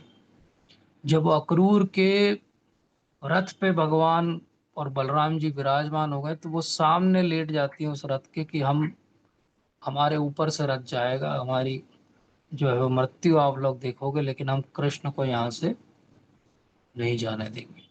उस समय जो उनका भाव है उसको कहते हैं विरह गीत। तो अभी गोपी गीत में भी एक विरह था, लेकिन अब ये वैसा विरह है जो अब बहुत लंबे समय तक भगवान के दर्शन गोपियों को लगता है कि वो नहीं कर पाएंगे। तो वो जो भाव है उनका, वो कहती हैं, निर्लज होके कहती हैं कि आपका नाम जरूर अक्रूर है अक्रूर जी, लेकिन आपसे ज्यादा क्रूर कार्य किसी ने नहीं किया। आप हमारे मुकुंद को, भगवान को हमारे से दूर ले जा रहे हो, ये आप कैसे कर सकते हो। ये जो भाव है, और वो रोकने के लिए जितने प्रयास करती हैं, और उनके हृदय के जो डीपेस्ट इमोशन है वो बाहर निकल के आते हैं, उसको कहते हैं विरह गीत। अब भगवान चले गए, भगवान चले गए मथुरा, और उसके बाद बहुत सारे कारणों से वो बीच में नहीं आ पाए, ऐसा माना जाता है। तो भगवान ने उद्धव को जो है वो भेजा गोपियों को पैसिफाई करने के लिए, एक पत्र भी दिया, संदेश भी दिया, और नंद बाबा यशोदा मैया बाकी से भी मिलने के लिए। उद्धव जी जो है वो भगवान के उत्तरी जो है अपने जीवन में धारण करते हैं, और भगवान के जैसे ही कद काठी में दिखते हैं। इसलिए जब दूर से उनका रथ आता है, रथ भी वही है जिस पे अक्रूर जी लेके गए थे, क्योंकि वही एक नया रथ था। उसी नए रथ को भेजा गया था भगवान को लेने के लिए। तो अक्रूर जी बड़े प्रसन्न रहते हैं कि चलो कम से कम ऐसा रथ तो नहीं यूज हो रहा है जो गलत कार्यों में यूज हुआ है। और अब उद्धव भी उसी रथ पे वापस आए। दूर से ऐसा लगता है जैसे कृष्ण ही वापस आ गए हैं क्या, लेकिन जब निकट आते तो पता लगता है कि नहीं, ये तो उद्धव जी जो हैं वो आए। अब उद्धव जी सबसे मिलते हैं, सांत्वना देते हैं, नंद बाबा यशोदा मैया। वो पूछते हैं कि कहाँ मिलेंगे नंद बाबा यशोदा मैया। तो कोई उन्हें बताता है कि ये नदी दिख रही है, बोले इस नदी के सहारे सहारे चले जाओ तो मिल जाएंगे। बोले कौन सी नदी है? बोले नदी नहीं है, ये नंद बाबा यशोदा मैया के अश्रु हैं जो उन्होंने नदी का स्वरूप ले लिया है। बोले आप इसके जब मुहाने पे जाओगे इस नदी के, तो वहीं पे आपको नंद बाबा यशोदा मैया रुदन करते हुए दिखाई देंगे। वो बहुत तरीके से उनको पैसिफाई करने का प्रयास करते हैं। फिर एक एकांत स्थान पे वो गोपियों से मिलते हैं। राधा रानी भी वहीं पर है, श्रीमती राधा रानी। उद्धव जो है प्रयास कर रहे हैं गोपियों को कुछ समझाने का, क्योंकि वो बृहस्पति के शिष्य हैं, बहुत ज्ञान है उनके पास में। और उन्हें लगता है कि भगवान ने उनको एक मिशन पे भेजा है कि इन सबको पैसिफाई करें, क्यों दुखी रहते हैं ये इतना। लेकिन भगवान का मिशन कुछ और ही है। भगवान का मिशन हमेशा हिडन रहता है, वो हमको समझ में नहीं आता। भगवान का मिशन क्या है? भगवान का मिशन ये है कि उद्धव को वो कुछ पाठ सिखाना चाहते हैं। उसी समय उद्धव देखते हैं कि एक काला भौरा जो है वो मंडरा रहा है राधा रानी के आसपास। और राधा रानी इतने दिव्य उन्माद में है कि वो उस भौरे से जो है वो बात करने लगती है, जैसे वो कभी ऐसा लगता है जैसे वो उसे कृष्ण समझ रहे हैं, कभी लगता है कि जैसे वो कृष्ण का कोई संदेश वाहक उनको समझ रही हैं। और उस समय वो दिव्य उन्माद में जो भौरे से बात करती हैं और उद्धव पीछे बैठ के सुन रहे हैं उसको, तो उन्हें समझ में आता है कि प्रेम की पराकाष्ठा श्रीमती राधा रानी है, और भगवान ने मुझे इनसे सीखने के लिए भेजा था, इनको सिखाने के लिए नहीं भेजा था। और वो जो भाव राधा रानी का है उसको कहते हैं भ्रमर गीत। राधा रानी का वो जो विशेष भाव है उसको कहते हैं भ्रमर गीत। भ्रमर के साथ उनका जो वार्तालाप है वो हमारे जैसे तुच्छ कलयुगी जीवों के समझ के भी परे है कि वो क्या है। लेकिन उद्धव के माध्यम से हम उसको समझ सकते हैं कि उद्धव अंत में कहते हैं कि मुझे कहीं पे इस वृंदावन में मैं हजारों लाखों साल तपस्या करने को तैयार हूं, ताकि मुझे कहीं एक गुल्म लता, एक छोटी सी घास का तिनका, कोई औषधि का पेड़ छोटा सा बना दीजिए, ताकि कोई गोपी चलते फिरते कभी किसी जीवन में उनके चरण कमल मेरे ऊपर पड़ जाएंगे तो मेरे जीवन का उद्धार हो जाएगा। ये कौन कह रहे हैं? ये उद्धव कह रहे हैं। ये वो गोपियां हैं जिनको लोग कहते हैं कि अरे ये तो अनपढ़ हैं। ये वो गोपियां हैं जिनको लोग कहते हैं ये तो पागल हैं। ये वो गोपियां हैं जिनको उद्धव कह रहे हैं, जो बृहस्पति के शिष्य और आज तक के संसार में सबसे इंटेलिजेंट जीव आत्मा हुए। वो कह रहे हैं कि गोपियों के तो मैं चरण की धूली बनने के लिए तैयार हूँ। तो ये गोपियों के लिए उद्धव का भाव है। और हमने पिछले सत्र में देखा था कि रास लीला में प्रवेश के लिए शिव जी जो है वो अपना लिंग परिवर्तन करने को तैयार है, वो गोपी बनने को तैयार है। नारद जो है नारदीय गोपी बनने को तैयार है। गोपियों का जो प्रेम है उसकी पराकाष्ठा इतनी है कि लक्ष्मी जी जो है वो तपस्या करेंगे कभी उनको रास लीला में प्रवेश मिलेगा। और हम सोचें कि वो गोपियों के बीच भगवान का आदान प्रदान जो है वो एक साधारण स्त्री पुरुष या गर्लफ्रेंड बॉयफ्रेंड का अफेयर है, तो ये बहुत तुच्छ मानसिकता की बात है। ये वो है जिसके लिए सुखदेव गोस्वामी जो विरक्त चूड़ामणि है वो परीक्षित महाराज जो मृत्यु आसन है उनको सुना रहे हैं। ये वो भाव है। अगर हमें कभी किसी जीवन में समझ में आएगा गुरु महाराज की कृपा से, तो ये समझ में आएगा कि ये वो भाव है जो पराकाष्ठा है सारे भाव की। ये वो रस है जो सारे रसों का जो है वो सार है। ये वो वस्तु है जो सबसे दुर्लभतम है इस पूरे जगत में। और वो क्या है? वो गोपियों का जो भगवान के लिए भाव है।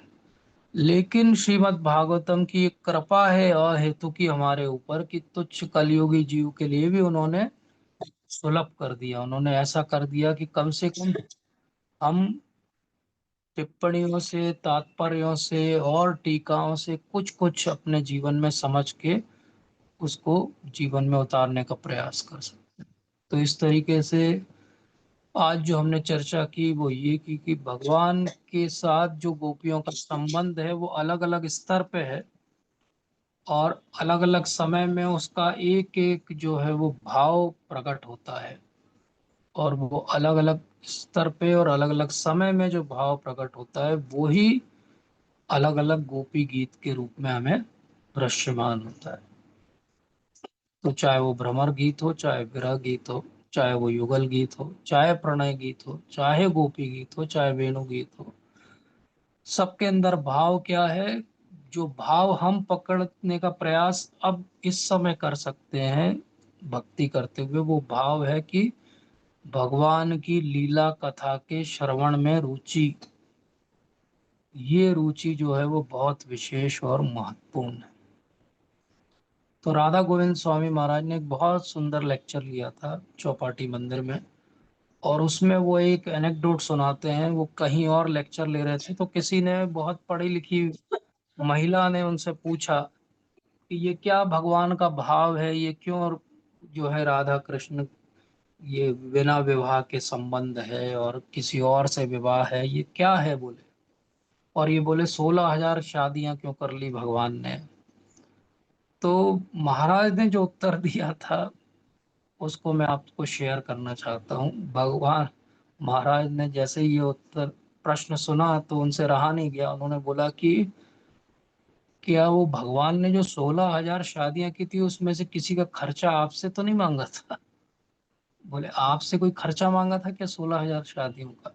आपसे तो कुछ नहीं लिया था चंदा वंदा उन्होंने। अच्छा, बोले वो 16,000 रानियों में कोई आपकी लड़की तो नहीं ले गए थे ना भगवान? आपकी लड़की तो आप ही के पास है। अच्छा ये बताओ कि वो जो 16,000 शादियां हुई थी उनमें से किसी को भगवान ने डाइवोर्स तो नहीं दिया ना कभी? बोले जब सुखदेव महाराज को ऑब्जेक्शन नहीं है, बोले जब नारद मुनि को ऑब्जेक्शन नहीं है, बस व्यास देव को ऑब्जेक्शन नहीं, तो बोले आप कौन होती हैं, आपको क्या दिक्कत है? तो ये उत्तर लग सकता है कि बड़ा क्रांतिकारी उत्तर है, लेकिन यही सही उत्तर है कि हमें दिक्कत क्या है। हमें दिक्कत एक ही है कि हमें ईर्ष्या है। हमें ईर्ष्या है कि मेरी 16,000, चलो 1,600, चलो नहीं 16, नहीं तो एक से ज्यादा तो हो जाए। तो ये जो दिक्कत है हमारी, ये ईर्ष्या है। वो ईर्ष्या के कारण ही हम इस संसार में पड़े हुए हैं। तो इसलिए ये समझना चाहिए कि सारी गोपियां श्रीमती राधा रानी की अंतरंग विस्तार है। और ये पूरी रास लीला और ये पूरा जो है, ये सब सबसे उच्चतम उच्चतर जो स्तर की लीला है। इसलिए इसमें और कोई भाव हमें बीच में नहीं लाना चाहिए। इसका अर्थ ये भी नहीं कि इन लीलाओं को बहुत सहज रूप में लेके सहजिया हो जाना चाहिए। ये बहुत पराकाष्ठा है, ये हमारे समझ के बाहर की लीला है। लेकिन हम इनमें से कुछ भावों को अपने जीवन में समझ सकते हैं। इसलिए हम देखें चैतन्य महाप्रभु ने अपने जीवन में जब वो राधा रानी के भाव में रहे तो उन्होंने इन लीलाओं का आस्वादन किया। और हम देखें कि हमारे पूर्ववर्ती आचार्य गणों ने भी इन लीलाओं के बारे में टीका लिखी। शिल प्रभुपाद ने स्वयं जो है supreme personality of godhead Shri Krishna book के अंदर इन चैप्टर्स को लिखा। उन्होंने ये नहीं किया कि ये सब ओमिट कर दिए जाए, हटा दिए जाए। और ये उनकी कृपा है कि वो एक ग्लिम्स हमें दिखा रहे हैं कि आप जो कर रहे हो भक्ति, उसका आखिरी में प्रयोजन क्या है। उसका आखिरी में प्रयोजन है ये भाव को जागृत करके भगवान की सेवा में नियुक्त होना। और ये भाव को जागृत करने के लिए क्या करना पड़ेगा? सबसे पहले अपने जीवन को हमें सरल करना पड़ेगा। ईर्ष्या की भावना को त्यागना पड़ेगा। और भगवान बहुत सुंदर हैं, इसको बार बार पढ़ना पड़ेगा, इतनी बार पढ़ना पड़ेगा कि भगवान का वो दृश्य हमारे हृदय पटल पे अंकित हो जाए कि भगवान कितने सुंदर है। तो बोले वृंदावन में सारे जो वृक्ष हैं वो कल्प वृक्ष होते हैं, जो इच्छा करो वो पूर्ति हो जाती है। और हम रोज क्या कहते हैं, वांछा कल्पतरुभ्यश्च कृपा सिंधुभ्यैव च। तो हमारे लिए कल्प वृक्ष कौन है? हमारे जो वरिष्ठ वैष्णव गण हैं, जिन्होंने उन लीलाओं पर ध्यान किया है, आस्वादन किया है, वो हमारे कल्प वृक्ष हैं। अगर हम उन कल्प वृक्षों से याचना करेंगे तो हमें भी जीवन में जो है वो ये प्रकटीकरण हो जाएगा। तो आज जो भी हमने चर्चा की आज के सत्र में, उसमें से कुछ भी मेरा नहीं था। भक्ति रसामृत स्वामी महाराज, गुरु महाराज के शिष्य भी हैं और महाराज भी हैं। उन्होंने युगल गीत पे 5 लेक्चर की एक सीरीज ली थी। जो भी हमने चर्चा की वो वहीं से थी। राधा गोविंद स्वामी महाराज ने चौपाटी में एक लेक्चर लिया था। विश्वनाथ चक्रवर्ती ठाकुर पाद ने एक कमेंट्री लिखी है इन लीलाओं पे। और शिला प्रभुपाद ने नेक्टर ऑफ डिवोशन भक्ति रसामृत सिंधु के अंदर भगवान की बहुत सुंदर जो है वो डिस्क्रिप्शन दिया है। हमने जो भी चर्चा की वो वहां से थी। और गुरु महाराज ने जब भी जहाँ भी जैसा भी हमें बताया और जितने हम बुद्धि में अपने समझ पाए, उसके आधार पे हमने चर्चा की। तो आज के सत्र का उद्देश्य बिल्कुल भी ये नहीं था कि हम अपना महिमा मंडन करें या हम बताएं कि हमें बहुत सारा कुछ आता है। आज के सत्र का उद्देश्य यही था कि हम सब इस कार्तिक मास में कहीं कहीं कुछ लोग जो हमें अच्छे लगे हैं भागवत के, उन पे चर्चा करें। प्रयास करें कि कार्तिक में ज़्यादा से ज़्यादा हम भक्ति कर पाएं, अपने आप को भक्ति में व्रत रख पाएं, ज़्यादा से ज़्यादा नाम जप कर पाएं, सेवा कर पाएं, कुछ विशेष कर पाएं जो हम पूरे बाकी 11 महीने नहीं करते हैं। ताकि हमें यह अनुभव हो कि हाँ, भगवान को हम जो है वो विशेष महत्व देते हैं। हम कुछ ऐसा कर सकते हैं कि कुछ चीज़ें जो बहुत आवश्यक नहीं हो वो इस महीने टाल दें और समय निकालें और भक्ति में कुछ विशेष रूप से कुछ अर्जन करें। भागवत पढ़ें, भगवत गीता पढ़ें, चैतन्य चरितामृत पढ़ें, प्रशील प्रभुपाद की पुस्तकें पढ़ें, ताकि हमारी भक्ति का वर्धन हो सके। तो आप सबका बहुत बहुत धन्यवाद। Thank you so much. अगर कोई त्रुटि सुधार हो, कोई शंका हो, कोई प्रश्न, तो ले सकते हैं। हरे कृष्णा।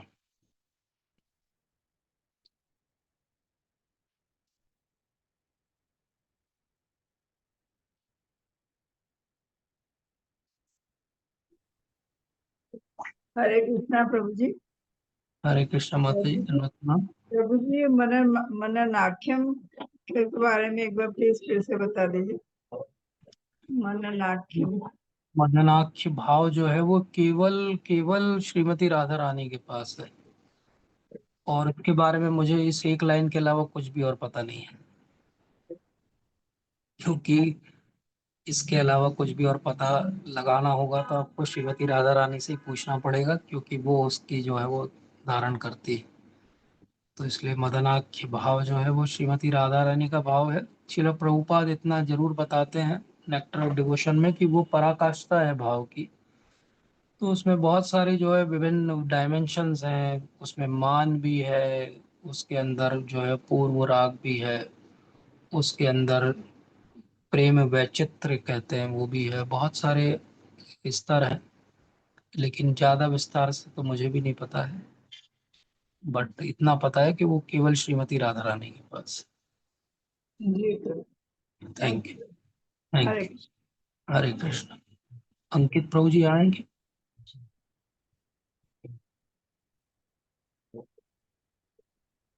अमरीश प्रभु जी?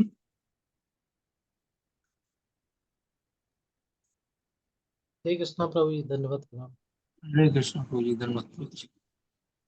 यस प्रभु जी।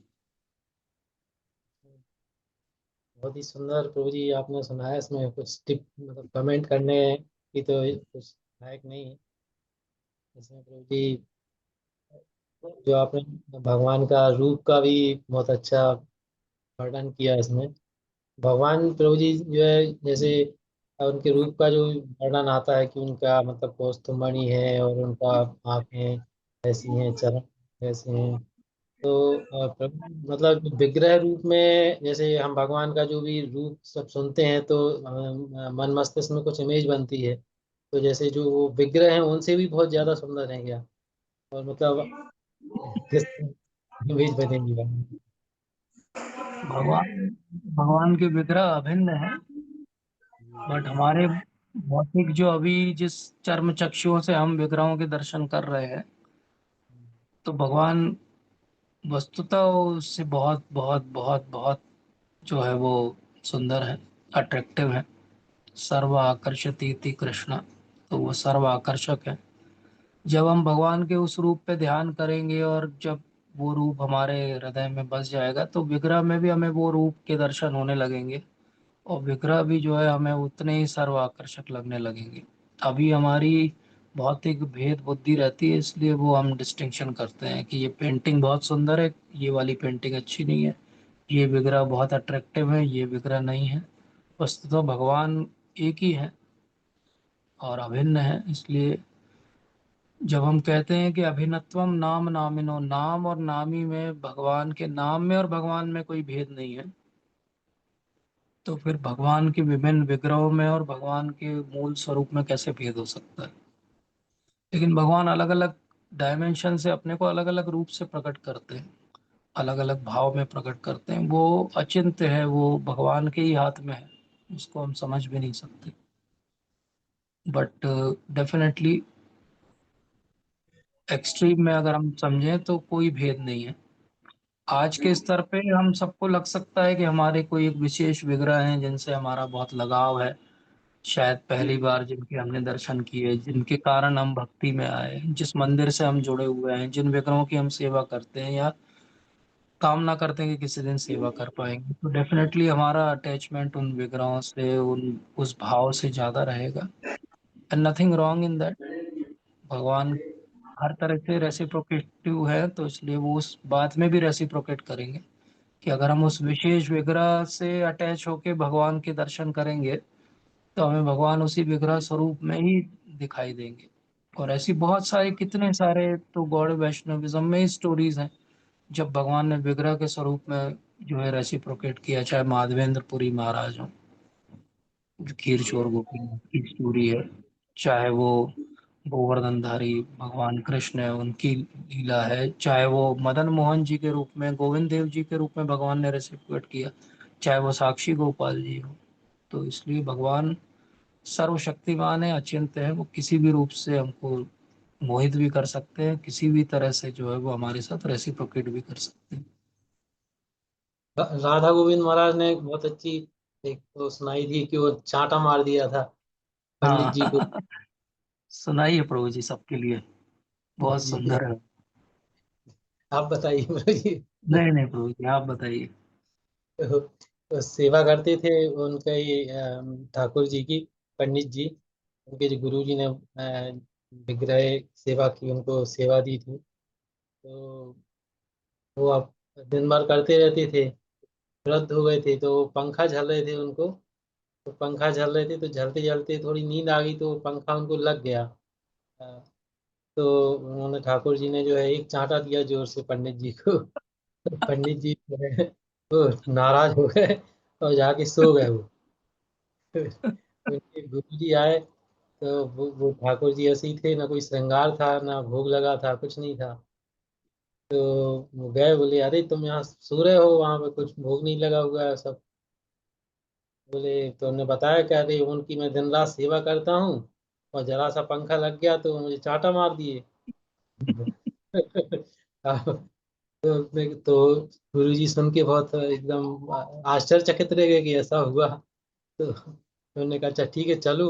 तो गए उनके सामने। फिर गुरु जी पूछे कि अच्छा आप चांटा मारे हैं? तो उन्होंने कहा हाँ। ये पंखा मार दिया, मुझे ढंग से सेवा नहीं कर रहा था तो हमने चाटा मारे। उन्होंने कहा कि नहीं, आपको चाहे मतलब इनसे क्षमा मांगना होगी। अब कौन का आप करनी, अच्छा। तो ऐसे रहो, ऐसे ही बैठे रहो, ना श्रृंगार होगा ना भोग लगेगा, आप क्षमा मांगिए इससे। तो फिर भगवान ने क्षमा मांगी फिर कि अब दोबारा ऐसी गलती नहीं होगी। तो फिर से वो सेवा करने लगे। राधा कृष्ण महाराज ने सुनाई थी, अभी मैंने रिसेंट में सुना। हाँ, बहुत सुंदर है। और जगन्नाथ जी की तो बहुत सारी ऐसी सुंदर सुंदर लीला है जिसमें बहुत ही रेसिप्रोकेट करते हैं जगन्नाथ जी। तो डेफिनेटली हम बहुत भाग्यशाली है कि भगवान भाव से प्राप्त कर सकते हैं या फिर नियम से। बहुत सुंदर प्रश्न है माता जी का। तो भगवान को प्राप्त करने के लिए ऐसा समझिए कि तीन सीढ़ियां हैं। पहली सीढ़ी जो है वो साधन भक्ति है, फर्स्ट स्टेप। जब साधन भक्ति हम अच्छे से करेंगे तो एक समय आएगा जब हम हमारे अंदर वो पर्टिकुलर भाव जागृत होगा। वो भाव जब और बढ़ेगा तो उसको कहते हैं रागानुगा भक्ति। हम राग में आकर किसी अ, वैष्णव को बहुत अच्छे से अनुगत्य होके भगवान की सेवा में नियुक्त हो पाएंगे। तो इसलिए जो आरंभ होगा वो साधन भक्ति से ही होगा। और भगवान भगवत गीता में भी हमें समझाते हैं कि जो साधन है भक्ति को प्राप्त करने के लिए, वो साधन ऐसा नहीं होगा कि जब भगवान प्राप्त हो जाएंगे तो वो व्यक्ति छोड़ देगा। वो दूसरों के लिए एग्जाम्पल सेट करने के लिए वो साधन नियम भी पालन करता रहेगा। कभी ऐसा नहीं होगा कि नियमों के बाहर चला जाएगा। ऑल दो भगवान स्वयं ही कह देंगे कि अब तुम नियम छोड़ सकते हो, लेकिन वो व्यक्ति एक एग्जाम्पल सेट करते हुए कभी भी नियमों का त्याग नहीं करेगा। तो ऐसा कभी भी नहीं होगा कि वो नियमों के बाहर चला जाएगा। पहले वो नियम नियम समझ के करेगा, उसके बाद वो नियम इसलिए पालन करेगा क्योंकि उसको एग्जाम्पल सेट करना है। क्योंकि आगे आने वाले वैष्णव भी तो कैसे आगे बढ़ेंगे नहीं तो इसलिए रूल्स रेगुलेशन क्या है, they are rules and regulations of freedom. कई बार हमको लगता है कि नियम कायदे तो बांध रहे हैं हमको, नियम कायदे तो हमें जो है वो हमारी प्रगति को रोक रहे हैं। लेकिन एक्चुअली नियम कायदे काहे के लिए हैं? नियम कायदे से हमको फ्रीडम मिलती है। अब आप कहोगे कि ये कैसी पैराडॉक्सिकल बात है, ऐसा कैसे होता है? बोले ऐसा इसलिए होता है, जब आप नियमों को पालन करते हो तो आप एक अच्छे सिटीजन हो। अच्छे सिटीजन हो तो गवर्नमेंट कैसे रेसिप्रोकेट करती है आपसे कि हाँ फ्री सिटीजन हो, आप कहीं भी आ जा सकते हो, आप कुछ भी खा पी सकते हो, आप कहीं भी विचरण कर सकते हो, कोई भी बिजनेस कर सकते हो, कैसी भी पढ़ाई कर सकते हो। और वहीं जब आप नियम नहीं पालन करते तो गवर्नमेंट क्या करती है? उठा के जेल में डाल देती है। अब आपकी फ्रीडम क्या होगी? रिस्ट्रिक्ट होगी। तो ये सोचना कि नियम कायदे पालन करने से हमारी फ्रीडम रिस्ट्रिक्ट होती, नहीं। नियम कायदे पालन करने से समाज में भी हम देखें तो फ्रीडम हमारी बढ़ती है। अगर हर कोई रेड लाइट का पालन करता है तो उससे ट्रैफिक सुचारू रूप से चलता है। तो नियम तो पालन करने ही पड़ेंगे। आजकल एक नया फैनेटिसिज्म चालू हुआ है कि अरे नियम तो मनगढ़ंत है, नियम पालन करने की जरूरत नहीं है, ऑर्गेनाइज रिलीजन की जरूरत नहीं है, हम तो स्पिरिचुअल हैं। आज ही कोई पूछ रहा था कि स्पिरिचुअलिटी का पालन करें कि रिलीजन का पालन। तो इसलिए नियम तो करने ही पड़ेंगे, नियम आगे तक भी रहेंगे, हमेशा रहेंगे। लेकिन आज हम नियम जो है वो थोड़ा सा कठिनाई से करेंगे क्योंकि हमारा लगाव नहीं है भगवान से। और उसके बाद एक समय आएगा जब हम प्रेम से करेंगे नियमों का पालन। इसलिए कोई बच्चा हो, स्कूल जाना उसे अच्छा ना लगता हो शुरू शुरू में, नर्सरी फर्स्ट क्लास में, तो रोते रोते जाता है वो, जबरदस्ती उसको भेजा जाता है वैन बस में भर के। लेकिन वही बच्चा थोड़ा सा बड़ा होता है तो वो अट्रैक्ट हो जाता है स्कूल में, उसके फ्रेंड्स हैं, उसका गेम्स का पीरियड है, उसको वो टीचर सर अच्छे लगते हैं, वो खुद से जाने लगता है। थोड़ा और बड़ा होता है तो वो बहुत ईगर रहता है, क्योंकि अब उसको दिखने लगता है मैं इतना ज्ञान प्राप्त करूंगा तो मुझे आगे जीवन में इससे बहुत प्रगति होगी।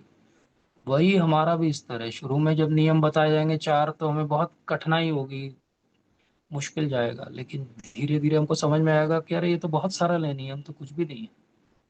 और सच में नियम कुछ भी नहीं है। हम आज से केवल 200-300 साल पहले चले जाएं तो वैष्णविज्म जो हम चर्चा कर रहे हैं और जो हम पालन करने का एक प्रयास कर रहे हैं, वो उसके नियम बहुत सख्त थे। 64 माला के नीचे तो व्यक्ति को जो है कुछ माना ही नहीं जाता था। महाप्रभु कहते हैं कि मैं लखपतियों के घर में जाता हूँ, मतलब जो 64 माला करते हैं उनके अलावा भगवान किसी को गिनते ही नहीं थे। वो तो गुरु महाराज की, शिल प्रभुपाद की, सबकी कृपा है कि हमको जो है 16 माला पे छोड़ दिया गया। अब 16 माला भी हमको भारी लगने लगी, बोले 16 माला भी नहीं हो रही प्रभु जी हमसे। तो थोड़ा सा रुक के सोचना चाहिए कि 150-200 साल पहले लोग 64 माला करते थे, और तब भी वो सब कठिन जीवन ऐसा ही था, तब भी वो गृहस्थ थे, तब भी उनके ऊपर जिम्मेदारियां थी। तो इसलिए नियम से डरना नहीं चाहिए, अच्छे से आत्मसात कर लेना चाहिए कि नियम नियम ना लगे, नियम जो है वो सीढ़ी बन जाए जिससे हम आगे बढ़े। इसलिए बहुत विशेष बात ध्यान रखना चाहिए कि बाकी सारी प्रोसेस में, चाहे वो नियम सब जगह है, नियम कहाँ पे नहीं है। अगर हम आध्यात्मिक जीवन में भी देखें तो किसी को अगर ध्यान योग का पालन करना है तो कितने सारे नियम है, अष्टांग योग में कितने सारे नियम है। तो किसी को कर्म योग का भी पालन करना है, निष्काम कर्म योगी बन के, तो भी नियम का पालन करना है। अच्छी बात भक्ति में फिर क्या है, अच्छी बात भक्ति में ये है कि हमारा साधन और साध्य एक ही है। ऐसा नहीं है कि ये करने के बाद कुछ और मिलेगा या कुछ और करना है। ये ब्यूटी है भक्ति की। ब्यूटी क्या है, बोले अगर आप बिल्कुल पराकाष्ठा को प्राप्त हो जाओगे तो क्या करोगे, बोले वही नाम करना है जो आज कर रहे हैं। कितनी अच्छी बात है, कुछ बदलना नहीं है। ध्यान में क्या होगा, बोले आज कहीं पे ध्यान लगाओ, मोमबत्ती पे ध्यान लगाओ, फिर लाइट पे ध्यान लगाना, फिर किसी और चीज पे ध्यान लगाना, फिर एक दिन भगवान पे ध्यान लगाना, फिर शायद भगवान हृदय में प्रकट होंगे। लेकिन भक्ति में क्या है, पहले दिन से हम किस पे ध्यान लगा रहे हैं, भगवान पे हो।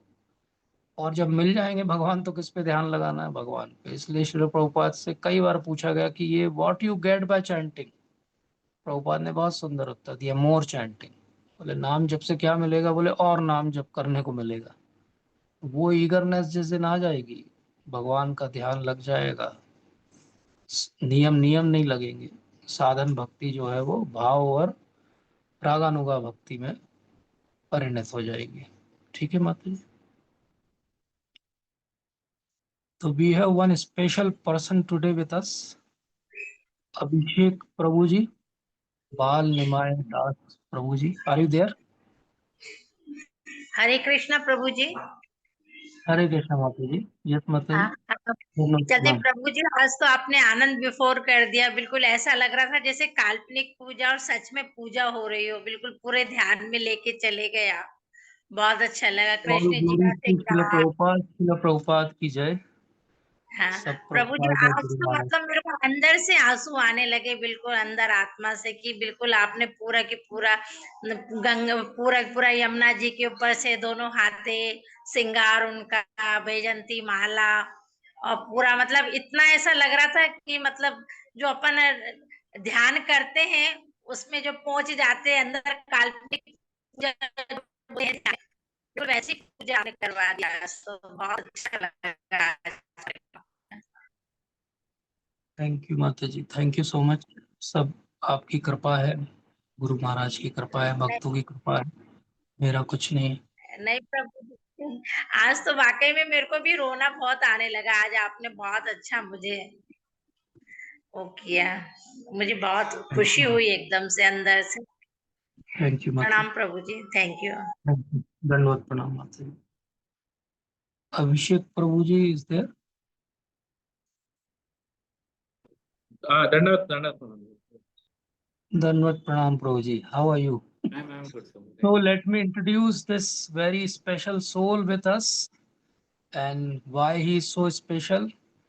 पहले मैं उनका कर्मी रूप में परिचय देता हूँ और उसके बाद भक्त रूप में परिचय दूंगा। जो आपको सामने अपनी स्क्रीन पे दिखाई दे रहे हैं वो दंडवत एक बहुत ही अकम्पलिश्ड न्यूरो सर्जन है, और इन्होंने एम्स से न्यूरो सर्जरी किया है, एमसीएच, अभी फेलोशिप कर रहे हैं। And he is very special in a spiritual sense because he was born as a devotee. He was born in a devotee family. इनके माता पिता जब शुरू से भक्ति में रहे, चौपाटी जो इस्कॉन का मंदिर है बॉम्बे में, वहाँ के कॉन्ग्रेगेशन के बहुत सक्रिय जो है सदस्य हैं इनके माता पिता। और प्रभु जी का जन्म जो है वो भक्त परिवार में हुआ। शुरू से उनको भक्ति का बीज मिला, और वो जो हम भगवत गीता में पढ़ते हैं कि कैसे जो है वो एक महान योगी, उनका फिर से जन्म होता है भक्त के परिवार में, तो उसका उदाहरण है। लेकिन प्रभु जी ने भक्ति करते हुए अपने सारे जो है साधना के साथ में 16 माला करते हुए महाराज से दीक्षा प्राप्त होते हुए अपना एमबीबीएस पूरा किया, अपना एमएस जनरल सर्जरी पूरा किया, उसके बाद में न्यूरो सर्जरी पूरा किया, अभी फेलोशिप कर रहे हैं।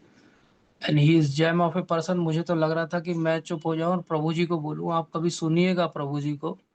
प्रभु जी का जो ज्ञान है, जो डेप्थ है, मतलब आप भाव विभोर हो जाएंगे, आपको लगेगा कि ऐसा तो हमने कभी सुना नहीं किसी से।